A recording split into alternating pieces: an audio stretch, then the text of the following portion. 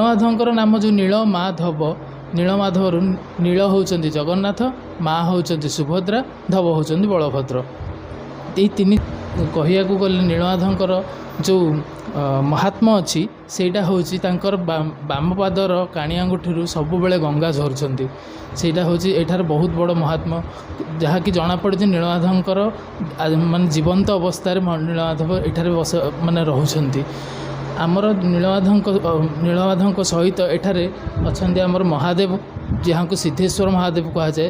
ସିଏ 6 ମାସ ଦକ୍ଷିଣ ଦିଗକୁ ଢଳି ରୁହନ୍ତି, 6 ମାସ ଉତ୍ତର ଦିଗକୁ ଢଳି ରୁହନ୍ତି।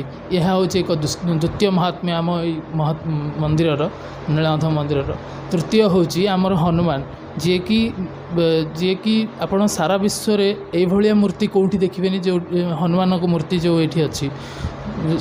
ସବୁ ମୂର୍ତ୍ତିରେ ଦେଖିବେ ହନୁମାନ ଡାହାଣ ହାତରେ ଗଦା ଧରିଥିବେ, କିନ୍ତୁ ଏଠାରେ ବାମ ହାତରେ ଗଦାଟା